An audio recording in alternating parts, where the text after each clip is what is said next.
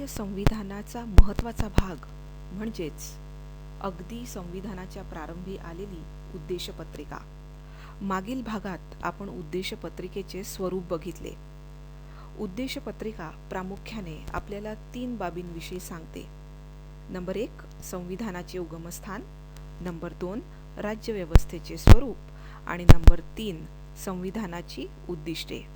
यापैकी पहिल्या 2 बाबींवर आपण मागील भागात चर्चा केली.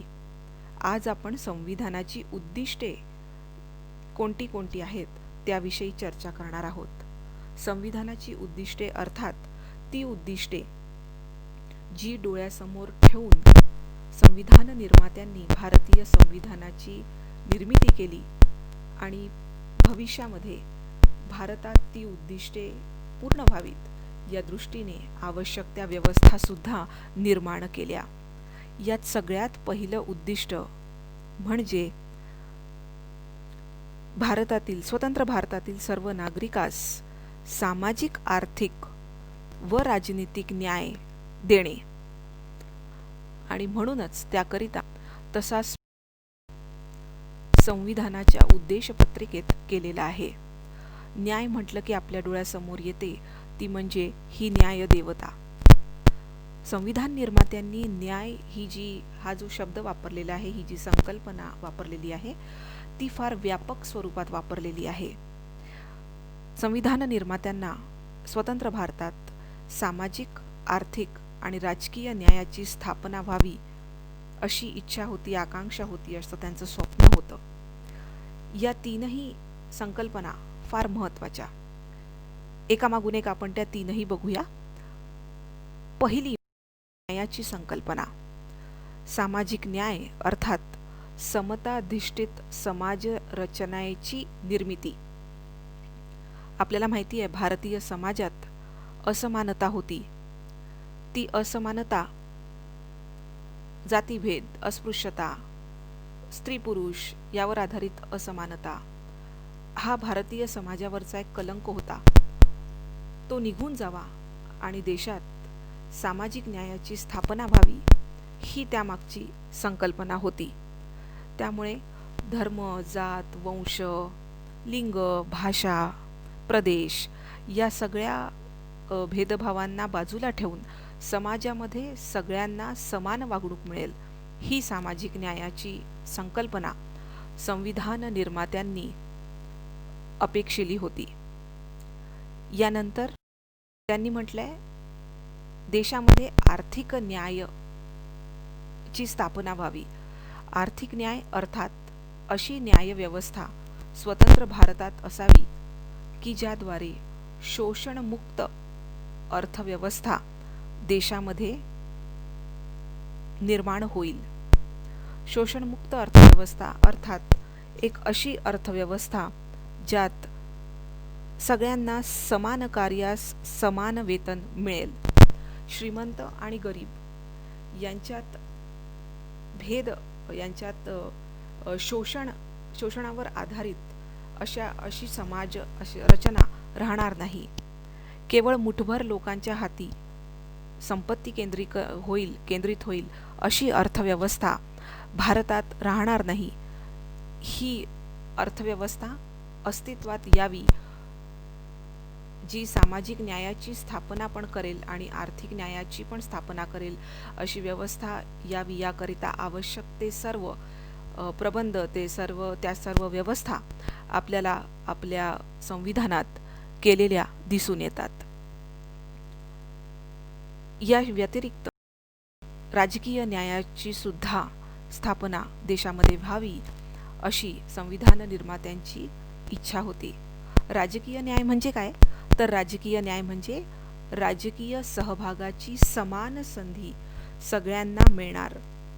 अर्थात राजकीय प्रक्रियेमध्ये, राजकीय व्यवस्थेमध्ये सहभागी होण्याची समान संधी सगळ्यांना असेल अशी रचना राहील आणि त्यामुळेच आपल्याला आपल्या देशामध्ये मतदानाचा अधिकार सर्व स्त्री पुरुषांना समानतेच्या आधारावर दिलेला दिसून येतो.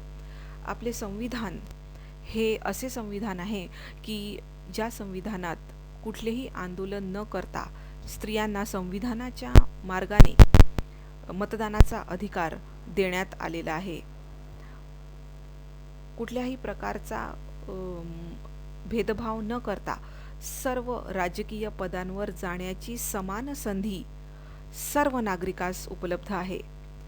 ही सर्व व्यवस्था कशाकरता? तर ती राजकीय न्यायाची स्थापना व्हावी याकरिता म्हणून संविधान निर्मात्यांनी करून ठेवलेली आहे. हे झाले पहिले उद्दिष्ट, न्यायाचे उद्दिष्ट. यानंतर संविधान निर्मात्यांनी पुढचे जे उद्दिष्ट सांगितले आहे ते म्हणजे स्वातंत्र्य. कुठल्या प्रकारचे स्वातंत्र्य भारतीय नागरिकांना दिलेले आहेत? तर ते विचार, अभिव्यक्ती, विश्वास, श्रद्धा आणि उपासना यांचे स्वातंत्र्य संविधान निर्मात्यांनी संविधानामार्फत भारतीयांना दिलेले आहे. विचार स्वातंत्र्य, अभिव्यक्ती स्वातंत्र्य अर्थात तुम्हाला जे वाटते ते तुम्ही लोकांपर्यंत पोचवू शकता. तुम्हाला त्याकरता वेगवेगळे मार्ग आहेत. तुम्ही वर्तमानपत्रात लेख लिहून त्याद्वारे देऊ शकता. तुम्ही आपलं मत प्रदर्शित करू शकता. कुठल्याही राजकीय विषयावर, सामाजिक घटनेवर, कुठल्याही सामाजिक समस्येवर तुम्ही आपलं मत अभिव्यक्त करू शकता. खरं म्हणजे मतदानाचा अधिकार सुद्धा याच स्वातंत्र्यातून जन्माला आलेला आहे. विश्वास, श्रद्धा, उपासना ह्याचं सुद्धा स्वातंत्र्य भारतीय नागरिकांना आहे. अर्थात तुम्हाला ज्या धर्मावर विश्वास ठेवायचा असेल तुम्ही ठेवू शकता. ज्या प्रकारे उपासना करायची असेल तुम्ही करू शकता. त्यावर कुठलेही निर्बंध हे राज्यातर्फे लावण्यात आलेले नाही. सामाजिक शांतता आणि सुव्यवस्था टिकून राहील अशा प्रकारे या सगळ्या स्वातंत्र्याचा उपभोग भारतीय नागरिक घेऊ शकतील अशा प्रकारची व्यवस्था देशात राहावी ही संविधान निर्मात्यांची यामागची भूमिका होती. यानंतरचा महत्त्वाचं उद्दिष्ट म्हणजे समानता. कुठल्या कुठल्या प्रकारची समता किंवा समानता संविधानाने आपल्याला दिलेली आहे? 2 प्रकारची समानता, दर्जा आणि संधी यांची समानता. दर्जाची समानता अर्थात लिंग, भाषा, प्रदेश, जाती, वंश यापैकी कुठल्याही मानवनिर्मित आधारावर भेदभाव न करता सगळ्यांना समान वागणूक असणे ही झाली दर्जाची समानता. त्याचप्रमाणे संधीची समानता याचा अर्थ असा की धर्म, लिंग, जात, वर्ण, जन्मस्थान यापैकी कोणत्याही कारणास्तव नागरिकांमध्ये भेदभाव न करता सगळ्यांना विकासाची समान संधी देणे, जे लोकशाहीचे मूलभूत तत्व आहे ते येथे अपेक्षित आहेत. या समानतेच्या उद्दिष्टामध्ये आणखीन एक लक्षात घ्या, यात हे पण अपेक्षित आहे की सर्व नागरिक हे आता भारताचे नागरिक आहेत आणि भारतात कायद्याचे राज्य आहे. त्यामुळे सगळ्या नागरिकांसाठी एकच कायदा असेल. कायद्यासमोर सर्व नागरिक समान असतील. याचाच अर्थ कायदा मोडणारा उच्चपदस्थ व्यक्ती असो किंवा सामान्य नागरिक असो, कायद्यात जी शिक्षा दिलेली आहे ती कायदा मोडणाऱ्यास दिली जाणार. याच अशा प्रकारच्या समतेवर आधारित समाजाची निर्मिती भारतात व्हावी ही अपेक्षा या उद्दिष्टातून भारतीय संविधान निर्मात्यांनी दर्शवली आहे. आणि यानंतरचे उद्दिष्ट ते म्हणजे बंधुता आणि राष्ट्राची एकता. अर्थात संविधानाच्या प्रास्ताविकेमध्ये जे वाक्य आलेलं आहे, जे शब्द आलेले आहेत ते म्हणजे सर्वांमध्ये व्यक्तीची प्रतिष्ठा व राष्ट्राची एकता आणि एकात्मता यांचे आश्वासन देणारी बंधुता प्रवर्धित करण्याचा संकल्प. याचा अर्थ आपल्याला माहिती आहे की भारतात विविधतेत एकता हे ब्रीदवाक्य आहे भारतीयांचं, आणि त्यामुळे विविध धर्माचे, विविध वंशाचे, विविध भाषा बोलणारे, विविध प्रदेशात राहणारे लोक एकत्र राहावे.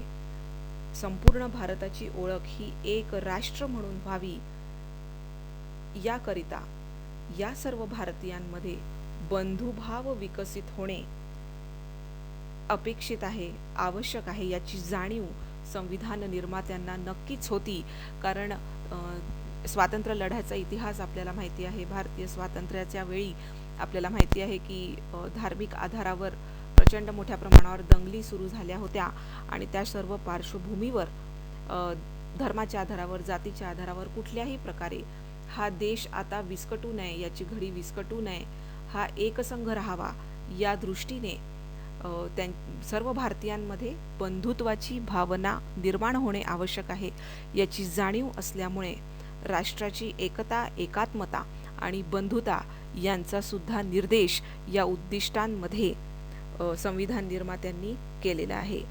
तर ही सर्व संविधानाची महत्त्वाची उद्दिष्टे यांचा स्पष्ट उल्लेख संविधान निर्मात्यांनी आपल्या संविधानात केलेला आहे, आणि त्यामुळे या प्रस्तावनेला एक पूर्णत्व मिळालेलं आहे.